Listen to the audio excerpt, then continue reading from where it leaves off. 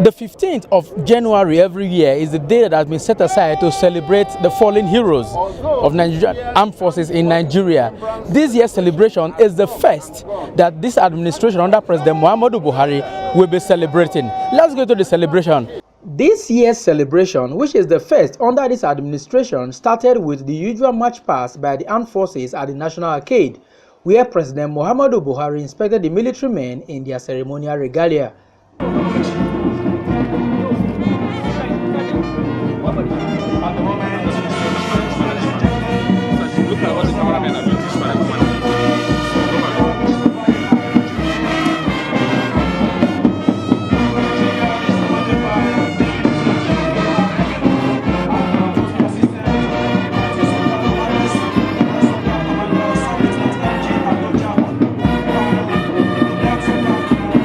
President Muhammadu Buhari, Vice President Yemi Osinbajo, Senator Abubakar Saraki, Honorable Yakubu Dogara, and the service chiefs were among the dignitaries that laid the wreath at the feet of the unknown soldiers.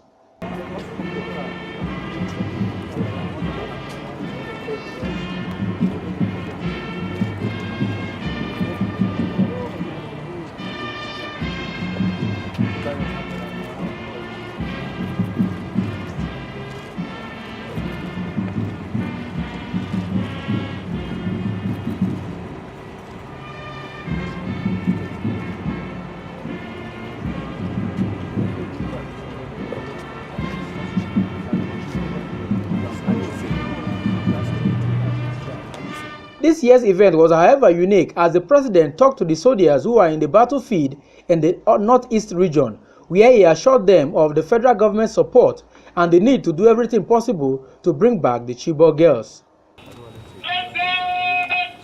Commander-in-Chief of the Armed Forces of the Federal Republic of Nigeria.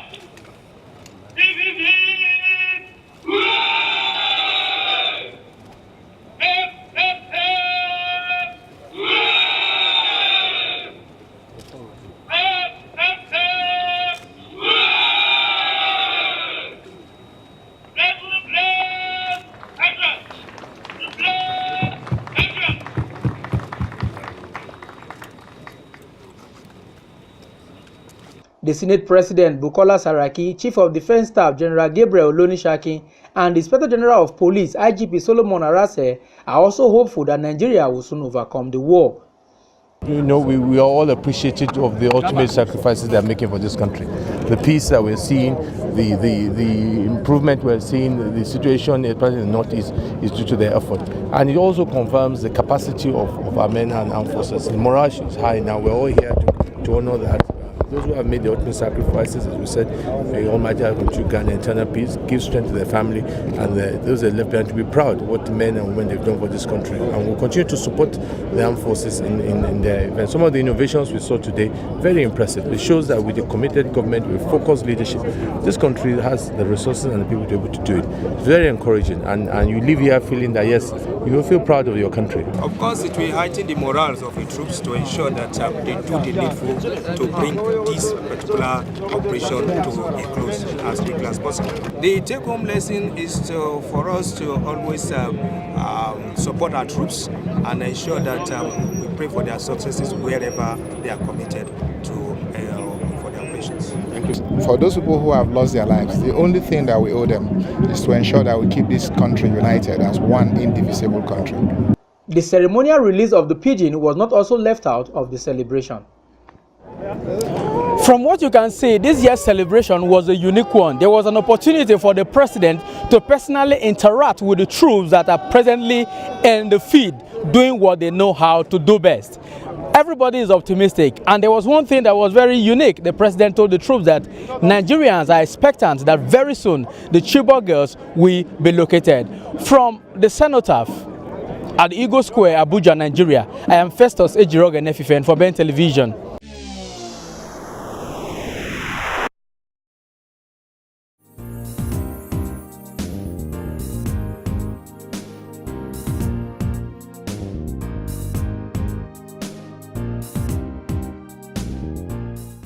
Controversy has continued to trail 2016 budget as Nigerian Senate accused the presidency of altering the original copy of the budget document. Senate President Bukola Saraki says Senior Special Assistant to President Muhammadu Buhari on Senate, Ita Enang, changed the content of the budget document before making it available for the lawmaker. I line the promise I made yesterday with the issue of the 2016 budget matter that we discussed in closed session. I want to inform that we have received a report of the Committee on Ethics, Privileges and Public Petition on the investigation surrounding the 2016 appropriation bill.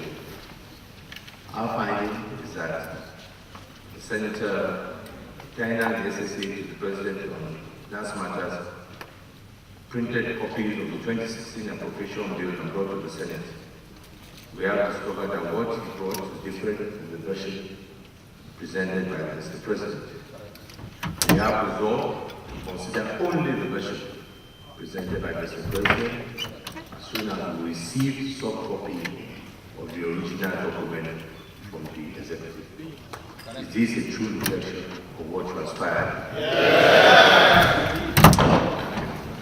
Similarly, the Senate spokesman, Senator Aliu Shabi, has cleared air on the rumors of the missing budget. The Senate spokesman later read the allegation of the missing budget, saying the original copy of the budget document had been altered.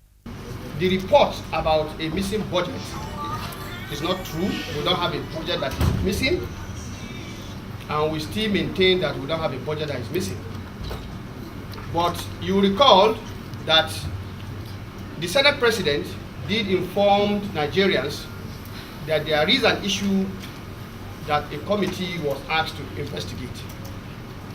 And the investigation by the Committee on Ethics, Public Petitions and Privileges has been submitted in the executive session because, like we said, it was a decision we took in the last executive session.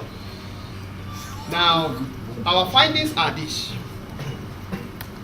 that Mr. President did lay the budget in the joint session of the National Assembly. Thereafter, the Senate went on recess, and upon resumption, copies of these documents were produced by Senator Ita Inang, who is the Senior Special Assistant to Mr. President on National Assembly matters for Senate. And the copies were submitted to both the Senate and the House of Reps.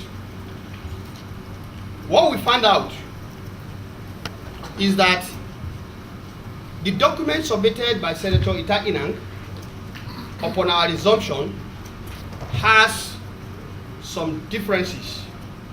He also disclosed that the Senate will commence deliberation on 2016 budget when the executive submit the soft copy of the original version that was laid by President Muhammadu Buhari at the joint sitting of December 22, 2015. The Senate, in defense of its own integrity, honor, will not work with what has not been laid in the National Assembly. We are constitutionally mandated and duty bound to consider only that budget that has been so laid by Mr. President. Right now, for reproduction, we are awaiting the soft copy of the originally submitted budget so that the National Assembly can reproduce the copy itself. As Senate reconvene tomorrow, Nigerians have expectation that the controversy surrounding the 2016 budget will be laid to rest for the speedy consideration and passage of the budget. From National Assembly Complex, Abuja, Muyiwa Bamdele reporting.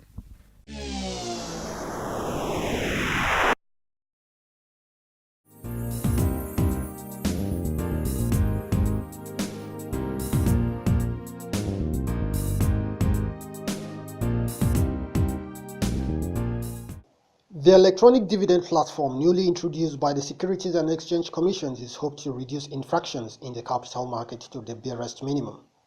The Director General of the Commission, Munir Gwarzo, at a town hall meeting to sensitize the investing public on the e-dividend registration currently going on all over the country, described the platform as a game changer. He equally revealed that unclaimed dividends by investors had hit 90 billion naira. E-dividend means electronic dividend, where dividend will be paid into your account electronically rather than collecting a paper. And that's what all e-dividend is all about. Like I said, what are the advantages of it? Once the e-dividend is in place, the issue of your dividend warrant has become stale, will be a thing of the past. The issue of you have to travel from Mararaba to Gariki postal box, collect your dividend, go to your bank, will be a thing of the past. The issue of you have changed your address, therefore you have to go and meet your registrar and change your address, will be a thing of the past. The issue of unclaimed dividend, which from our record is in excess of 80 billion, would also be a thing of the past. And largely, this unclaimed dividend came about from dividend of small stakeholders like you and me. The 2,000, the 3,000, the 5,000. Anybody that has a dividend of 200,000, 500,000 will not play with that dividend. So it is the accumulation of those small dividends that gave rise to that 80 billion. In order to further tackle the issue of unclaimed dividends, Gwarzo disclosed that the Commission will compel both registrars and the companies to pay dividends of less than 12 years to investors, even as he listed the direct cash settlement as a direct benefit to investors for the e-dividend registration. You might have read that the market has commenced the direct cash settlement on the 4th of January. The entire market agreed that the era of a client giving his shares to a broker to sell, and when those shares are sold, the proceeds are now being credited to the account of the broker, and the broker will now pay the client, will now be a thing of the past. So with the direct cash settlement, once the client has authorized the broker and has provided all his details, account details, that proceeds will now be paid directly into the client's account. Stakeholders at the meeting lauded the Commission for the new initiative. The interest of the average investor is safeguarded and seriously looked and supported by the Securities and Exchange Commission as one of its major roles in the market. There is no better way for an investor to have confidence in this market than the two initiatives that the DG had mentioned earlier. One being the e-dividend, the second being the direct cash settlement. Banks, however, gave the assurance they will cooperate with the Commission to make the e-dividend project a success. Awesome Raffle, Ben Television.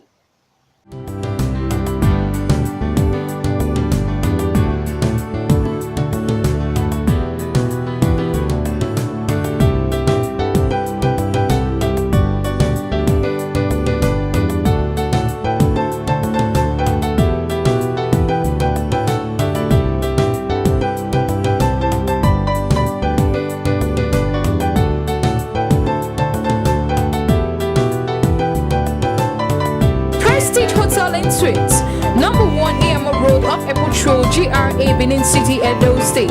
Website www.prestigehotel.com.ng.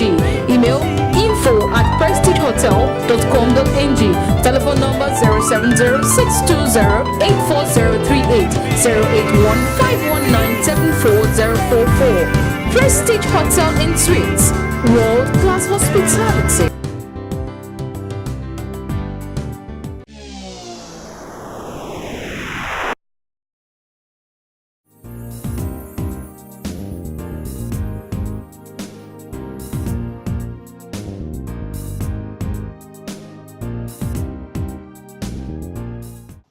All Progressive Grad Alliance (APGA) have called on federal government to focus more on youth empowerment as part of effort to eradicate poverty in Nigeria.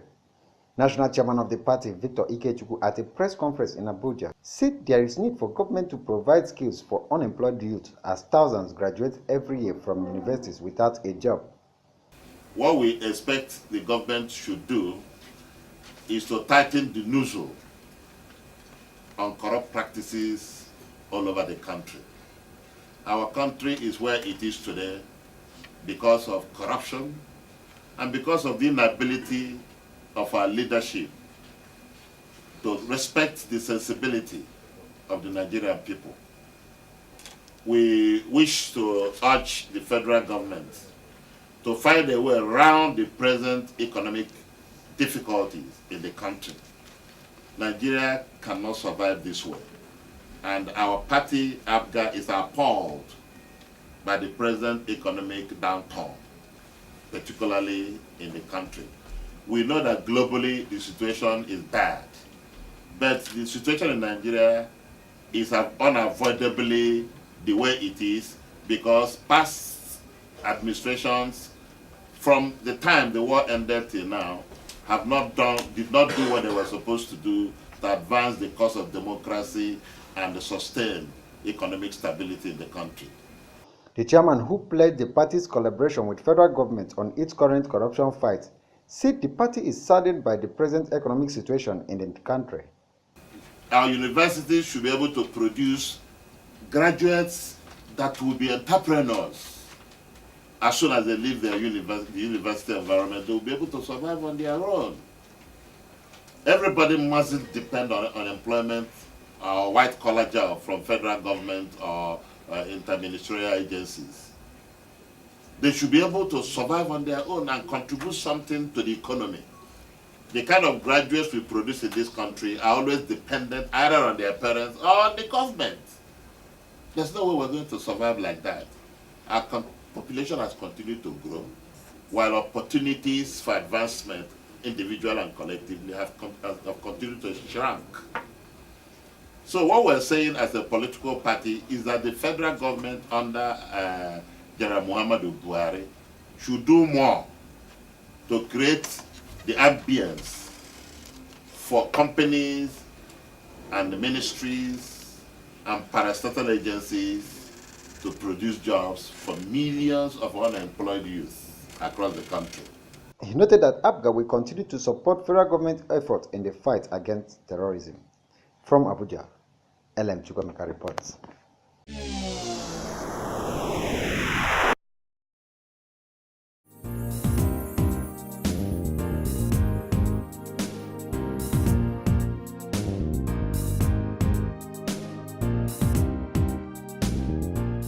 Nigerian Minister of Sports Solomon Dalong has said that the leadership crisis rocking the Nigerian Football Federation will soon be laid to rest.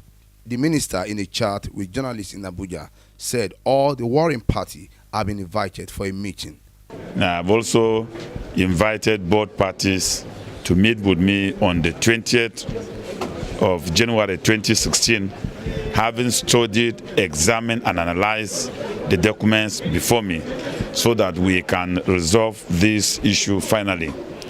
It is unfortunate that when every effort is expected to be mobilized in preparation of Olympics, we are dissipating a lot of energies in trying to settle leadership quarrels in the federation that of late football has made us proud. So it's indeed unfortunate. But of course, as leaders, we will not allow this to degenerate. So I want to assure Nigerians there's no cause to panic. But by 20th, we'll be able to have a clear court position and we'll let the issue to rest. Speaking on its agenda for the Ministry of Sport, the minister said that he will pay more attention to youth development and empowerment and grassroots sports development. Two areas that had attracted my mind and passion seriously. One, the issue of youth development, as the engagement of youth, productive engagement of youth in Nigeria is very, very passionate to me. And here I want to refer to a situation where we can put all the facilities we have on ground in engaging our youth in youth empowerment, skill acquisition, youth entrepreneurship training. so that if our youths are engaged and productive, they will have less attention to be engaged in other things that will be problems to this country. Then I have a passion that if Nigerian sports will develop, then we must concentrate on grassroots sports. We have so much talent in this country, unexploited talents, unharvested talent. So I want to target heavy investment of our resources on grassroots sports so that we can develop a unique variety of our sports which we can dominate. Muyiwa Bamidele reporting from Abuja.